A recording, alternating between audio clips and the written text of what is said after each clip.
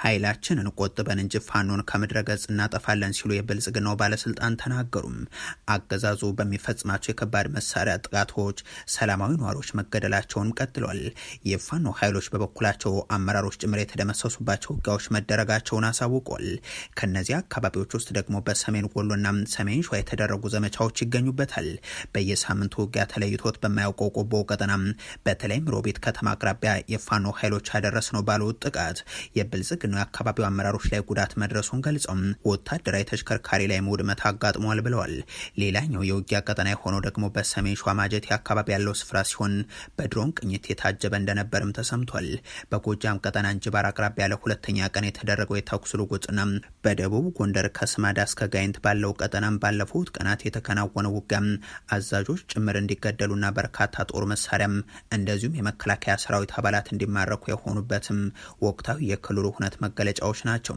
የብልጽግናው አገዛዝ በተለያዩ አካባቢዎች ባሰማራው ሰራዊቱ ላይ ጉዳቶች በሚያጋጥሙበት ወቅት የሚፈጽማቸው የአጻፋ የከባድ መሳሪያና የድሮን ድብደባዎች ደግሞ ሰላማዊ ዜጎችን መስዋዕትነት እያስከፈሉ ቀጥሏል።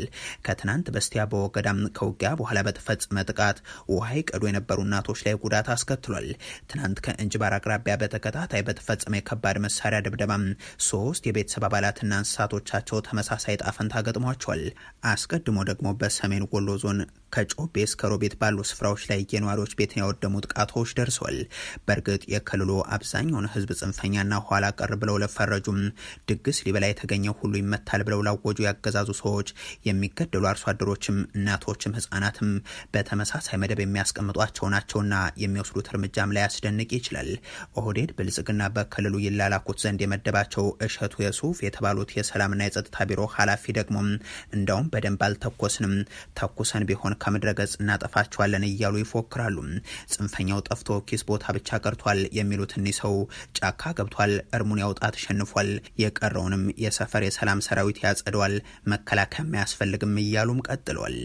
እኛ ኃይል አለን ብለን የመጨረሻውን ጥይት ስላልተኮስን ነው እንጂ ከመሬት ልናጠፋው እንችላለን።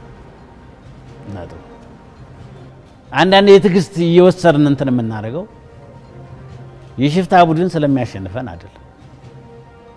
የኛ መከላከያ ሰራዊት እዚህ ላለ ለመንደር ለሰፈር ጽንፈኛ አይደለም የተደራጀው። የአካባቢ ሰላም አስከባሪ ጠርገዋል መጥረግ ይችላል። አሁን ጠላት ወደ ጫካ እንዲገባ ከከተማ ወደ ገጠር እንዲወረወር የፖለቲካ የበላይነትም የለውም፣ የህዝባዊ ተቀባይነትም የለውም።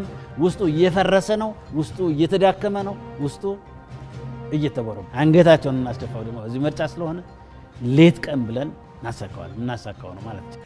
እኒህ የብልጽግና ሰው ለ4 ኪሎ ሰዎች ሲቪ ለማስገባት እንዲህ የሚናገሩት የክልሉን ህዝብ ህጻናትን ፓራ ኮማንዶ እያሉ እያሰለጠኑ ጭምር እርስ በርስ እያጋደሉ የመከላከያ ሰራዊቱ አባላትን በተለያዩ ስፍራዎች በታጣቂዎች በገፍ እየተማረኩ እያዩ ጭምር ነው።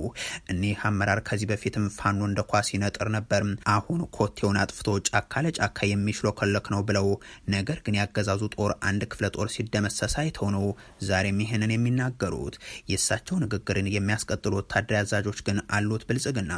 አቶ ተመስገን ጥሩነህ ከሰሞኑ ባህር ዳር ላይ ሪዞርት እያስመረቁም አንተ ወታደር ብቻ ሳትሆን ካድሬያችንም ነህ ያሏቸው ጀነራል አበባው ታደሰም ይገኙበታል። እኒህ ወታደራዊ አዛዥ ከደቡብ ሰሜን ምዕራብና አሁን ደግሞ ከምዕራብ እዝ የሰራዊት አባላት ጋር አደረኩት ባሉት ስብሰባ ላይ ባሰራጩት መልእክትም በሀገር ሉዓላዊነትና አንድነት ላይ የተደቀኑ ፈተናዎች ተቀልብሰዋል ብለዋል። እንዳሉትም እነዚህ አደጋዎች ከተቀለበሱ የምትዋጉት ከማን ጋር ነው? ደግሞ ያስከበራችሁት ሉዓላዊነት የቱ ነው? ሱዳን፣ ኤርትራና ደቡብ ሱዳን ቆርሰው የወሰዱት ጅቡቲ፣ ሱዳንና ኬንያ በአየር ኃይላቸው ገብተው የሚወጡበት ሉዓላዊነት የሚል ጥያቄ ቢያስነሳም ልክ ይሆናል። ለጀነራል አበባው ግን አሳሳቢው ጉዳይ የስማዳም የእንጅባራም ድሃ ኢትዮጵያ ልጆች የሆኑ ሰሞንኛ የወታደሩ ምርኮኞች ሳይሆን በማዕከል የተደረገውን የኦህዴድ ብልጽግና የሰራዊቱ አመራሮች ስብሰባን አቅጣጫ ይዘው በየግንባሩ እየተገኙ ሲዝቱ ይደመጣሉ። ህወሓት ለጀነራል ታደሰ ወረደና ለብልጽግናው መንግስት ሊወስደው የሚችለው እርምጃ ምላሽ ሰጥቷል። የጦር ጀቶችን ወደ መቀለ እየላከ የሚገኘው የፌደራል መንግስቱ ውሳኔያችንን ሊቀበል ይገባልም ብሏል። ጀነራል ታደሰ ወረደ እድሜያቸውን ሁሉ ለትግራይ ህዝብ የታገሉ ናቸው ብሎም ደብረ ጽዮን በሰራዊት ታጅበው ያደረጉት የካቢኔ ስብሰባ ነው ያሉበትን ነጥብ ግን ውድቅ አድርጓል። ይህ ምላሽ የተሰጠው ትናንት የተደረገውን የካቢኔ ስብሰባና የጀነራሉ ማስጠንቀቂያ ተከትሎ ነው። ትናንት በቅርቡ በተመለሰው ምክር ቤት ፕሬዝደንት የተደረጉት ደብረ ጽዮን ገብረ ሚካኤል ከጦርነቱ በፊት በተካሄደው ክልላዊ ምርጫ መሰረት አቋቋምኩት ያሉት የትግራይ ካቢኔ የመጀመሪያውን ስብሰባ አድርገዋል። የ4 ኪሎ አገዛዝ ደግሞ ከቀናት በፊት የምክር ቤቱ ስብሰባ ሲካሄድ እንዳደረገው ሁሉ አሁንም በመቀለ ሰማይ ላይ የጦር ጀት አሰማርቶ የደብረ ጽዮን ካቢኔ ስብሰባን አጅቦታል። ይህ ስብሰባ መደረጉን ተከትሎ ጀነራል ታደሰ ወረደ ባወጡት መግለጫ ደግሞ ለሚፈጠረው ችግር ሁሉ ኃላፊነቱን የሚወስደው የጊዜያዊ አስተዳደሩን ስልጣን በጉልበት በመያዝ ላይ ያለው ኃይል ነው በማለት ማስጠንቀቃቸው ይታወሳል። ችግሩን በውይይትና በመግባባት እንፍታው ስላቸው ያቀረብኩትን ጥሪ ወደ ጎን ብለው የተመረጥኩትን የነኝ ያለው አካል ስብሰባ መጀመሩ ይታወቃል ያሉት ጀነራል ታደሰም በጸጥታ አካላት ጥበቃ ተሰጥቶት በጊዜ አስተዳደሩ የመሰብሰቢያ አዳራሽ የካቢኔ ስብሰባ አድርጓል ሲሉም ነው የገለጹት። ይህ ተግባር ቀጣይ አደገኛ መንገድ የተጀመረበት ቀን ነው ያሉት ጀነራሉ ይህ አደገኛ መንገድ ምን እንደሆነና ከማን እንደሚሰነዘር አላብራሩም። ይሁን እንጂ ለሚከተለው አደጋ ሁሉም የጊዜ አስተዳደሩን ስልጣን በጉልበት በመያዝ ላይ ያለ ኃይል መሆኑን ገልጻለሁ ብለዋል። ይህንን ተከትሎ ህወሓት ምላሽ ሰጥቷል። የድርጅቱ ቃል አቀባይ በሰጡት ማብራሪያ ጀነራል ታደሰ ወረደ በጸጥታ ኃይል ታጅቦ የተደረገ ስብሰባ ነው ያሉት ውሸት ነው ሲሉ ገልጸው የእሳቸውን የፕሬዝደንት ጽህፈት ቤት ይጠብቁ የነበሩ የጸጥታ አካላት በወትሮ ቦታቸው ላይ ነበሩ ብሏል። ጀነራል ታደሰ ወረደን ለትግራይ ህዝብ ዘመናቸውን ሁሉ የታገሉ ናቸው ያሉት ቃል አቀባዩ አዲሱ የክልሉ መንግስትም ከእሳቸው ጋር የገባበት ችግር እንደሌለ ሲናገሩ ሰምቷል። በጸጥታ ኃይሎች ታጅቦ አልገቡም። ቤተ መንግስት ስለሆነ በአካባቢው ያው ጥበቃ ሊኖር ይችላል። የተለመደ ጥበቃ ለወትሮው ጀነራል ታደሰ ወረደ ፕሬዝደንት እያሉም ያው ሲደረግ የነበረ ጥበቃ ኖርማሊ በዛ የቀጠለ ነው። አዲስ ነገር አዲስ የመጣ ኃይል የለም። አዲስ የተሰራ ስራ የለም። ጀነራል ታደሰ እኮ ታጋይ ነው። እድሜው ሙሉ ለትግራይ ህዝብ የታገለ ነው።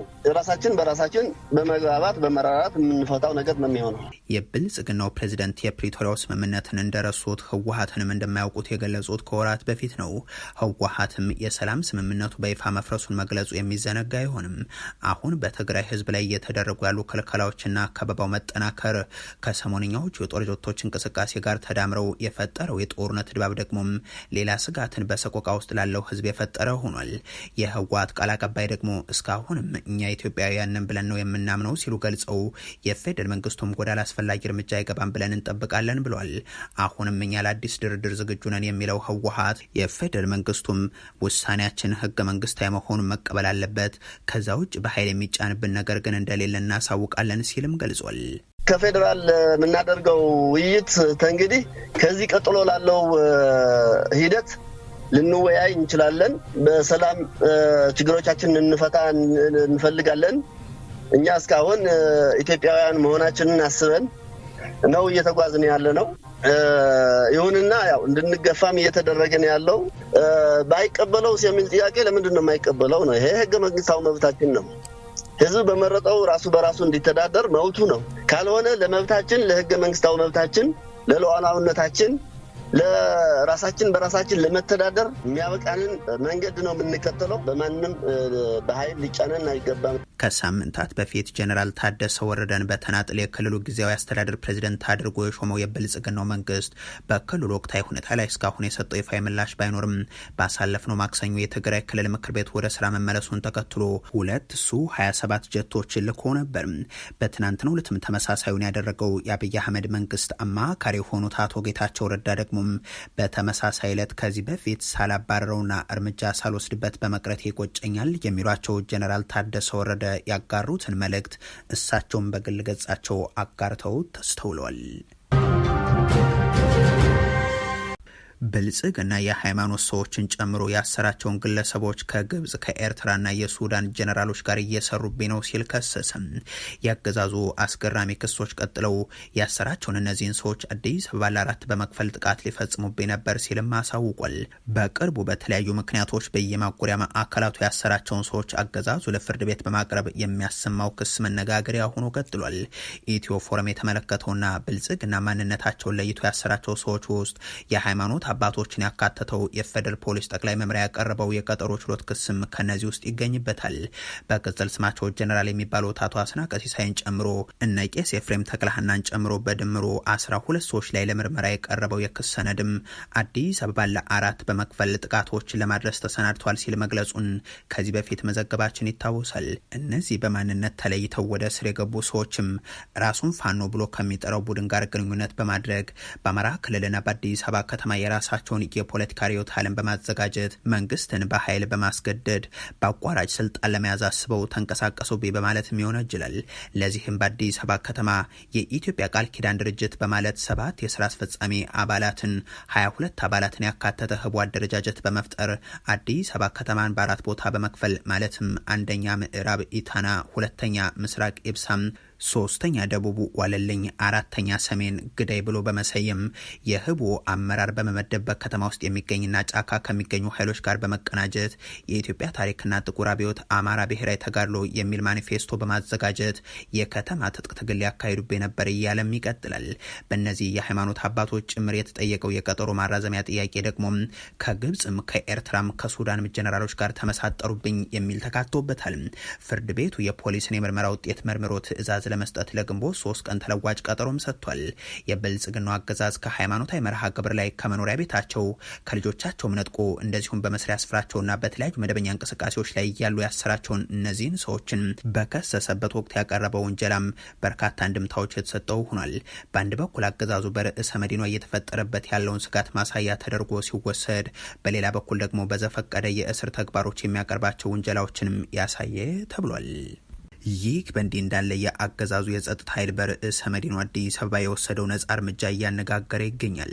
በከተማዋ በቁጥጥር ስር የዋለ ወጣት በፖሊስ በአደባባይ ተገድሏል። ሟች ወጣት ተገይ ባልቻ በቅጽል ስሙ ደግሞ ኦሮሮ ይባላል። ይህ ወጣት የታወቀ የሀገር ባህል ልብስ ነጋዴም ነበር። በሽሮ ሜዳ አካባቢ በታታሪነቱና በለጋስነቱ ይታወቃል የሚሉት የቅርብ ወዳጆቹ በቅርቡ የንግድ ሱቁ በመፍረሱና ንብረቱን በማጣቱም በከፍተኛ የስነ ልቦና ጫና ውስጥ ይገኝ እንደነበርም ያስረዳሉ። ከወር በፊት ታስሮ 5 ቀናትን በእስር መቆየቱን ገልጸው በወቅቱም አባቱ ከዚህ ዓለም በሞት መለየታቸውንም ጠቅሷል። ወጣቱ ትናንት ለጥያቄ ትፈለጋለህ ተብሎ በፓትሮል ተጭኖ ወደ ፖሊስ ጣቢያ ከደረሰ በኋላ አንድ የብልጽግናው አገዛዝ የፖሊስ አባል በጣቢያው ደጃፍ ላይ 4 ጥይቶችን በመተኮስ ነጻ እርምጃ እንደወሰደበትም ታውቋል። ይህ አሳዛኝ ክስተት በአካባቢው ነዋሪዎች ዘንድ ከፍተኛ ቁጣና ሀዘንን የቀሰቀሰ ሲሆን በተለይም የሟች እናት የአባቱን ሞት ተከትሎ ከደረሰባቸው ሀዘን ሳያገግሙ ልጃቸውን ማጣታቸው መሪር ሀዘን ውስጥ እንደጣላቸውም ተነግሯል። የወጣቱ ስርዓተ ቀብር በቁስቋም ማርያምም ተፈጽሟል። ይህ በበርካቶች ዘንድ ቁጣን የፈጠረ ድርጊት መሆኑን ተከትሎ ምላሽ የሰጠው የጀነራል አስራት ዲኔሮ የአዲስ አበባ ፖሊስ ደግሞም አዎ የጸጥታ ባሌ በክላሽንኮቭ ጠመንጃ እርምጃ ወስዷል ሲል አረጋግጧል። እንዲህ ያለው ግድያ በአደባባይ የታየ ሆነ እንጂም በከተማ በተለያየ ጊዜ እየታፈኑ ደብዛቸው የሚጠፉ ወጣቶች ተመሳሳይ ጣፈንታ ያጋጠማቸው ስለመሆኑ ግን ከዚህ በፊትም በተደጋጋሚ ሲነገር የቆየ ጉዳይ ነው። በባህር ዳር አሽከርካሪዎች በነዳጅ እጥረት እየተቸገሩ በሚገኙበት በዚህ ወቅት ስርዓቱ ደግሞ መኪኖችን ማሰለፉን አሳውቋል። ብልጽግና በሀገሪቱ ቢያንስ በ64 የህዝብ ተወካዮች ምክር ቤት ከወዲሁ አሸንፍ ያለው ሲልም ገልጿል። መንግስታዊው ተቋም ያወጣው 35 ሰራተኞችና ተማሪዎቻችን በምርጫ ሰበብ ታፈኑብን ያለበት መግለጫው ደግሞ መነጋገሪያ ሆኗል። የብልጽግናው የምርጫ ድግስ ጎምዛዛም ቢሆኑ በአስቂ ሁነቶች የተሞላም ነው። ተደልድሎና አሸናፊዎች ተለይተው የታወቁ በት ተቃዋሚ ከሚባሉ አጃቢዎችም ለማጣፈጫ እንዲገቡ ብልጽግና እጩ እንዳያቀርብ በሚል የተወሰነበት ይህ ድግስን የሚያስተባብሩ የሚሳትፉና የሚያስችሉ አገልጋዮችም አሉት አገዛዙ። ትግራይ ከምርጫ ውጭ ስትሆን በአማራ ክልል ጥቂት የማይባሉ ስፍራዎች ቀይ በሚባል መደብ ውስጥ ናቸው። ምርጫውን መሳሪያ ደግኘም ቢሆን አደርጋለሁ በሚል የሚገልጸው ብልጽግና ገዳይ ሆኖ ለመቀጠል በሚያስችለው በዚህ ድግሱ የፓርላማውን 64 ወንበሮችን ምርጫው ሳይከናወን አሸንፍ ያለው ብሏል። ይህንን ድግሱን የሚያስፈጽምለት የምርጫ ቦርድ ያወጣው ሪፖርት እንደሚያሳየው ቢያንስ 64 የፓርላማ መቀመጫዎች ላይ ብልጽግና የሚያጅበው ሌላ ፓርቲ እንኳን ማግኘት ባለመቻሉ ብቻውን ይሳተፋል፣ ያሸንፋል። 11ዱ በአማራ ክልል ሲሆኑ 46ቱ ደግሞ በኦሮሚያ ክልል ውስጥ ናቸው። እናቶ መስገን ጥሩነህ የትውልድ ቀያቸውን ትተው በጦርነቱ ሳቢያ ያወዳደራለሁ ብለው የተመዘገቡባት የባህር ዳር ከተማ ውስጥ ደግሞ አሽከርካሪዎች በከፋ የነዳጅ እጥረት እየተቸገሩ በጥቁር ገበያም በብዙ እጥፍ ለመግዛት እየተገደዱ ባሉ ባሉበት በዚህ ወቅት እነዚህ ያገዛዙ ሰዎች ግን ተሽከርካሪዎችን አደባባይ አስወጥተው ሰልፍ ስናደርገዋል ብለዋል። በክልሉ ካለው ምርጫ ጋር በተያያዘ ኮሌጁ ያወጣው መግለጫ ግን እያነጋገረ ነው። የምስራቅ ጎጃም ዞን ደብረ ማርቆስ ፖሊቴክኒክ ኮሌጅ በምርጫ ሰበብ ያለ አግባብ የታፈኑ 7 የኮሌጃችን መምህራንና 28 የተቋማችን ተማሪዎች በምስራቅ ጎጃም ዞን ፖሊስ መምሪያ የደህንነት ሰዎች በትናንትናው ዕለት ከኮሌጁ ቅጥር ግቢ ተወስዷል ሲል የዚህ አገዛዝ የምርጫ ድግስን ሁነት አጋልጧል። የትምህርት ተቋማት ለማንኛውም የፖለቲካ እንቅስቃሴ ማስፈጸሚያነት እንደማይውሉ እየታወቀም ባለፉት 30 ቀናት ውስጥ በኮሌጁ ግቢ ውስጥ ተማሪዎችን፣ መምህራንን እንደዚሁም የአስተዳደር ሰራተኞችን በግዳጅ እስከ 7 የሚደርስ የምርጫ ካርድ በተለያዩ ሰዎች ስም እንዲያወጡ በመገደዳቸው ተቋማችን ይህንን ተግባር እንዲቆምለት ለሚመለከተው አካል ደጋግሞ ማቅረቡ ይታወሳልም ብሏል። ነገር ግን በቀን 29 2018 የብልጽግና ፓርቲ በደብረ ማርቆስ ከተማ በጠራው የምርጫ ቅስቀሳ አልተሳተፋችሁም፣ የምርጫ ካርድም አላወጣችሁም የተባሉ 7 የኮሌጃችን መምህራንና 28 ተማሪዎቻችን በደህንነት ሰዎች ታፍነዋል። በተደጋጋሚ ኮሌጁን ለምርጫ ማስፈጸሚያነት ከመጠቀም ባለፈም መምህራን፣ የአስተዳደር ሰራተኞችና ተማሪዎች በመንግስት የጸጥታ ኃይሎች ሲንገላቱ ቆይተዋል በማለትም ነው የገለጸው።